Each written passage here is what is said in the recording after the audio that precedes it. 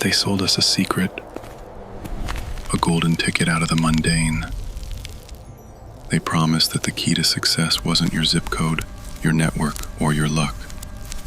It was just grit. Just grind. All you had to do was simply hustle like your life depended on it. Sleep less, want more, and when we finally collapsed, exhausted on the kitchen floor at 3 a.m., they didn't offer a blanket. They sold us the $5 organic coffee subscription, the productivity planner, and the podcast about resilience. We bought it all, hook, line, and sinker. The motivation industry, the productivity gurus, the billionaire founder tweets. They all promised that the path to the top was simply a matter of personal effort. But somewhere along the way, the promise of self-improvement curdled into something far darker. What if that relentless drive wasn't empowering your ambition, but systematically exploiting it?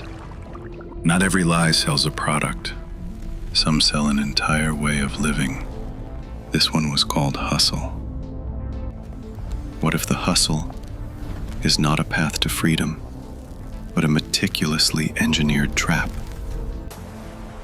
A glamorous, branded deception that is monetized down to the last second of engagement.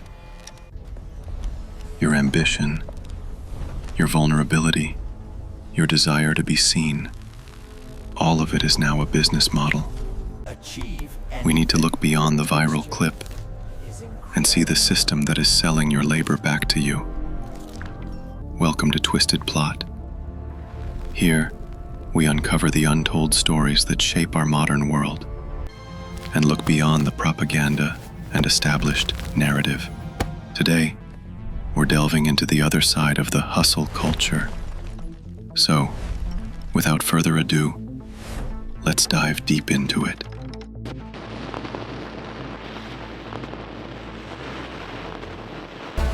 The Lord said, invest your talents wisely. The birth of the hustle gospel. The delusion began in the 2010s, forged in the heat of the startup gold rush. The narrative was simple and seductive. The old 9-to-5, the steady retirement plan, that was for the mediocre. Keep pushing. True winners built their own empires, and that required maximum sustained output. Figures like Gary Vaynerchuk and Elon Musk, who famously claimed nobody ever changed the world on 40 hours a week, didn't just become successful businessmen, they became moral symbols of worth. The language they used was intoxicating. You were told to crush it and treat your career like a holy mission. Grind harder. What started as self-improvement quickly mutated into a new, oppressive religion. Social media became the church, and the pulpit was everywhere. You are not enough. LinkedIn turned into the Instagram of work, where only successes, side projects, and endless self-improvement were permitted. The pursuit of young success was glorified with polished photos of perfect morning routines. This is where the guilt was weaponized. If you were tired, if you felt burned out, it was never the system's fault. It was a personal failing. You weren't grinding hard enough. You lacked the necessary discipline.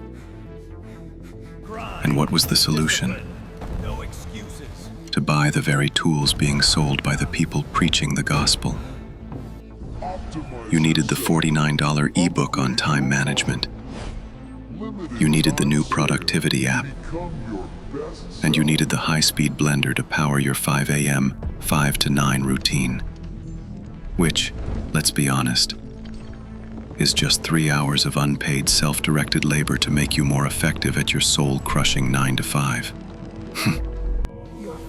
The entire apparatus was built to monetize one specific emotion, the fear that you are not doing enough.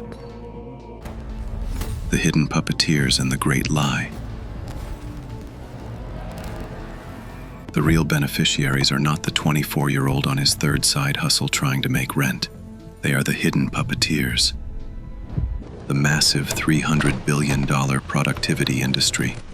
The apps, the planners, the alpha motivation YouTubers. They all profit immensely from your anxiety. They literally profit from the problem they tell you how to fix. You, the modern worker, are instructed to act like a founder, be scrappy, take initiative, and do more with less. You are asked to believe that you are the CEO of your own life and career. But here is the great lie. You are performing the labor of a CEO while accepting the pay of an entry-level worker. The data proves the exploitation. This is the undeniable evidence. U.S. labor productivity has soared by 62% since 1979. But over that same period, the average worker's wages have crawled up by a mere 16%.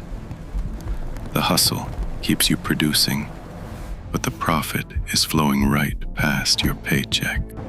The hustle keeps the worker producing more and more for the same relative pay, transferring the profit to the shareholders and the executive class, the corporate bosses in this little claymation nightmare. The very technology that promised to free you, the emails, Slack, and project management systems, didn't bring efficiency. They only added noise, leading to digital fatigue and blurring the lines between home and work. This is the ultimate function of the hustle. It keeps the hamster on the wheel, constantly chasing the fleeting carrot of promotion and validation. Your constant movement ensures the machine keeps turning, and the profit keeps flowing to the top. The psychological and physical trap.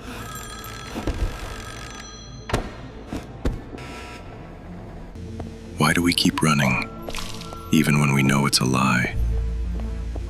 Because the hustle is a perfect dopamine trap. Our brains are wired for rewards, and this system leverages our most basic evolutionary drives. The external metrics, the like count, the follower jump, the revenue spike, trigger our reward system. We become achievement addicts, constantly chasing the next high because of hedonic adaptation. The last win always fades too fast. The joy becomes normal, and the chase never ends, forcing us to set bigger, more impossible goals. This illusion of control, if I work hard enough, I'll make it, is simply survival disguised as ambition in an economically insecure world. Workers are not running out of pure ambition. They are running out of fear. Fear of being judged, fear of layoffs, fear of falling behind. And the cost is deadly. Consider the founders themselves, the very apostles of the hustle. A seminal study found that 72% of entrepreneurs reported mental health concerns. They are twice as likely to suffer from depression and 10 times more likely to suffer from bipolar disorder than the general population. This relentless pressure, the constant uncertainty, and the isolation forced them to choose between their health and the company's survival. Almost 90% of entrepreneurs admit they struggle with mental health challenges tied to high expectations and fear of failure.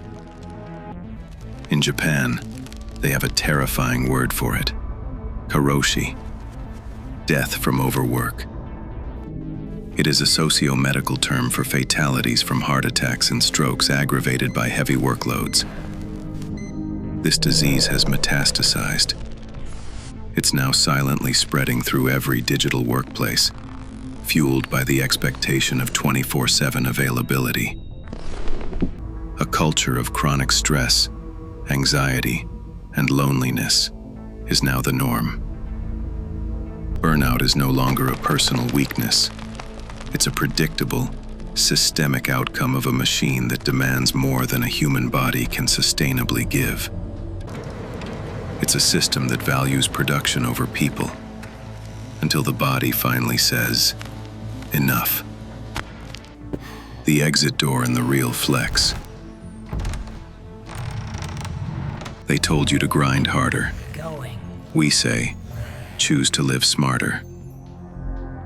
The real rebellion is not quitting the system entirely, but opting out of the ideology.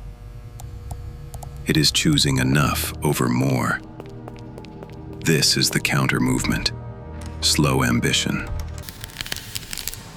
It's about focusing on deep work, where the quality of your output is determined by focus and intention, not by the sheer number of hours you logged. The true path forward is persistence culture, which values long-term fulfillment over those fleeting, dopamine-driven wins. Stop measuring your progress by external metrics like likes or market valuations, and measure it by what you can control: your consistency, your learning, your health, and your relationships. The real flex isn't the 100-hour work week. It's setting the boundary and upholding it. It's taking time off. It's making rest a basic human need, not a prize to be earned. Your worth is not a metric in someone else's spreadsheet. It's not determined by the number on your paycheck, your follower count, or the hour you clock out. You were never lazy. You were never deficient. You were just tired of running in someone else's dream, on a treadmill that was rigged from the start. The hustle is the delusion. The truth is, your time is precious, your health is non-negotiable, and your life is not a commodity to be perpetually optimized for someone else's profit. If this episode gave you something to think about, share it. Let others see the other side. Comment, debate, disagree. That's the point. We don't offer answers, we simply ask questions that everyone else seems to ignore. This is Twisted Plots, and this was the Hustle Delusion.